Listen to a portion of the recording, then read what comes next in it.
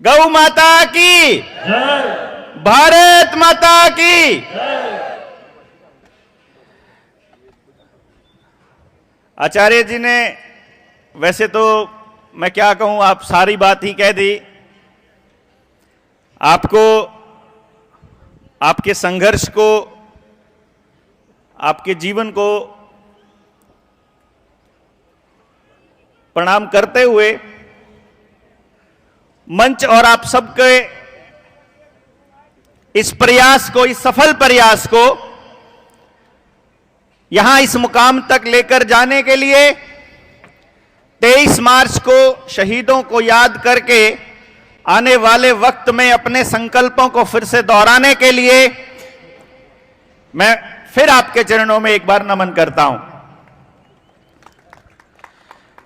लड़ाई शुरू करी थी जब, तो नहीं मालूम था कि इतने सारे लोग साथ आ जाएंगे। जो पोजीशन आज जनता सरकार मोर्चा की है, गांव में शायद ही कोई गली, कोई घर ऐसा बचा होगा जहां आपका जिक्र नहीं होता।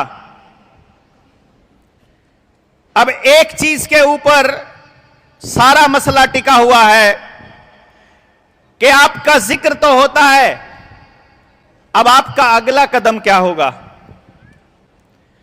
हमने याद किया शहीदों को। 7,32,000 से ज्यादा क्रांतिकारियों ने अपनी शहादत दी। हम इस 7,32,000 से ज्यादा इस नंबर के ऊपर क्यों अटके हुए हैं, मुझे यह समझ नहीं आ रहा।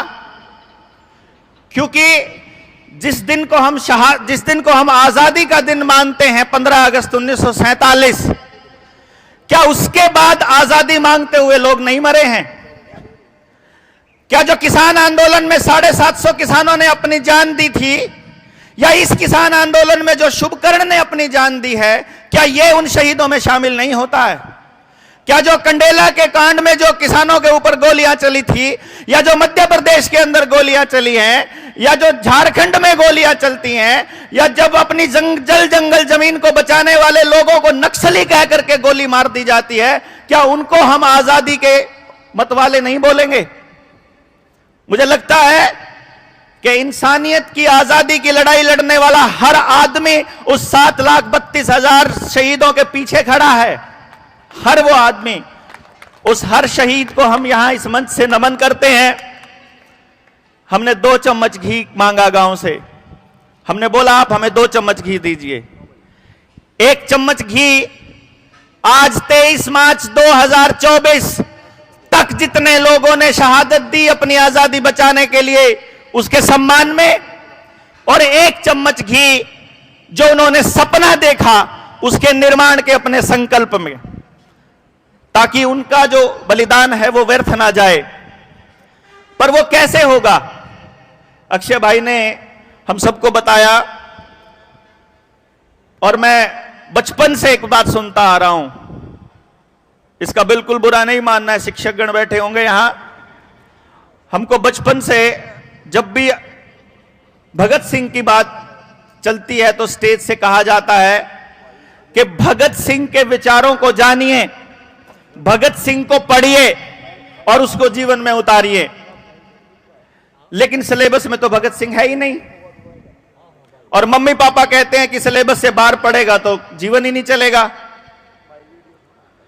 सिलेबस से बाहर पढ़ना हमको सिखाया नहीं, सिलेबस में इसको डाला नहीं, विचार हमको पता नहीं। ना हमको भगत सिंह का विचार पता, ना हमको गांधी का विचार पता। तो हम चल पड़ते हैं, जिसको जैसी विचारधारा के लोग मिल जाते हैं, जो जैसे कन्विंस कर देते हैं, हम उसके पीछे चल देते हैं। अगर सचमुच अगली पीढ़ी के दिलो दिमाग के अंदर सच्चाई का बीज हमने आरोपित करना है, यदि सचमुच हम अपने इस संकल्प के लिए दृढ़ हैं कि हमको गौ माता बचानी है, हमको अपना किसान बचाना है, हमको अपना गांव बचाना है, तो एक काम ऐसा ना कर लें कि हम लोग अपने इस आवरण से निकल जाएं कि हम किसान हैं या हम गौ भक्त हैं। क्यों ना हम इंसान हो जाएं। पता चलता है इंसान कहने वाला भी जेल में बैठा है। एक ने हमको इंसान बनाया था, वो भी पहुंच गया वहीं पे।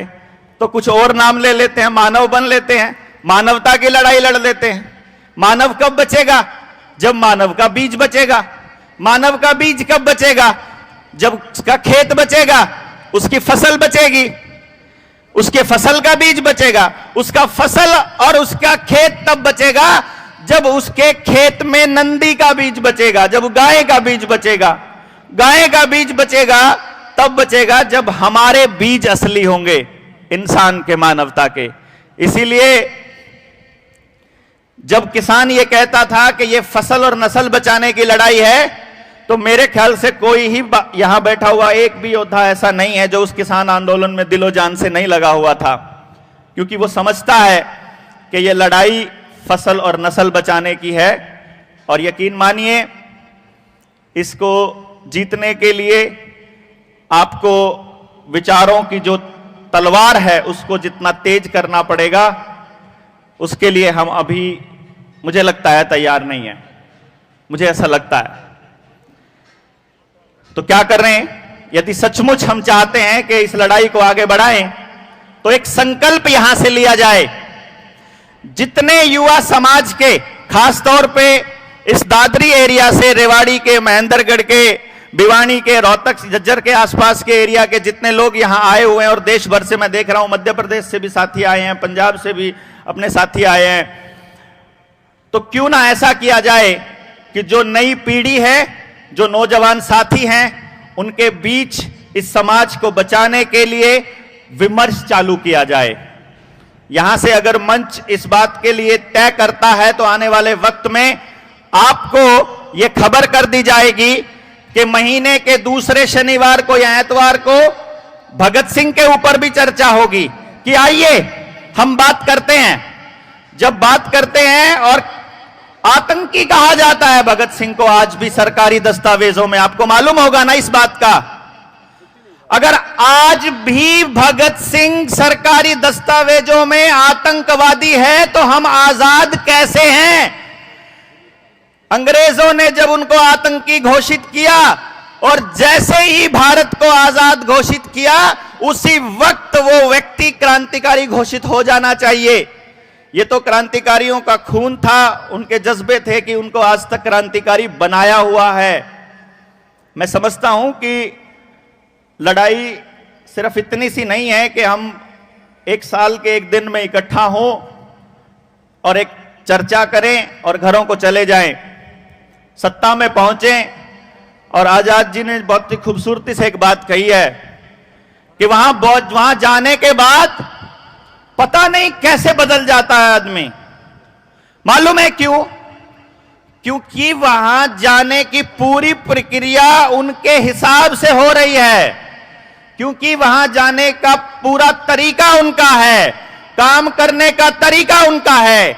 और याद रखिए, रावण की बनाई हुई व्यवस्था में अगर राम भी राज करेगा तो उसी के हिसाब से राज करेगा।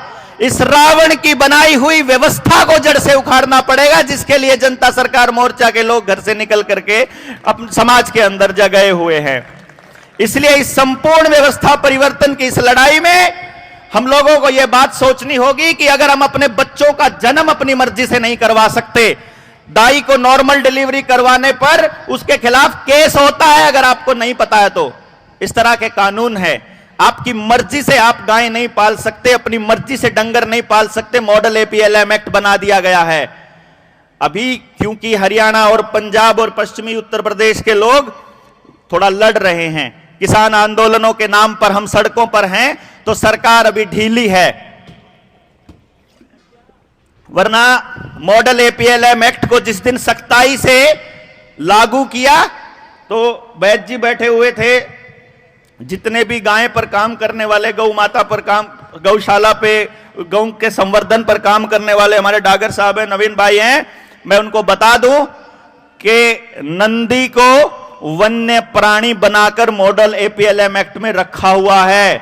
जिस दिन इनेक्ट कर दिया, आप बीज बचाने के लिए अपनी गौशाला में उसको बांध कर नहीं रख सकते, यह कानून बन चुका है। एक से ज्यादा गाय नहीं पाल सकते, यह कानून बन चुका है। पानी के ऊपर एक बहुत बड़ा बवाल मचने वाला है। जमीन आप अपनी मर्जी से उसका उपयोग नहीं कर सकते, यह ऑलरेडी आपको पता है। तो जब आप अपने जीवन का कोई क्रियाकलाप अपनी मर्जी से कर ही नहीं सकते, तो मेरे ख्याल से मैं यही कहूंगा कि अभी हम आजाद नहीं हैं।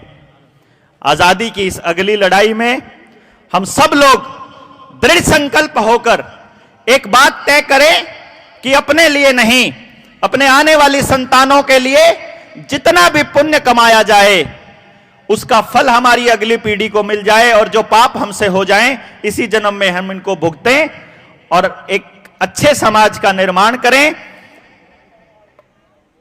जो हमसे बन पड़े वो इस जन्म में किया जाए और अगली पीढ़ी को तैयार करें।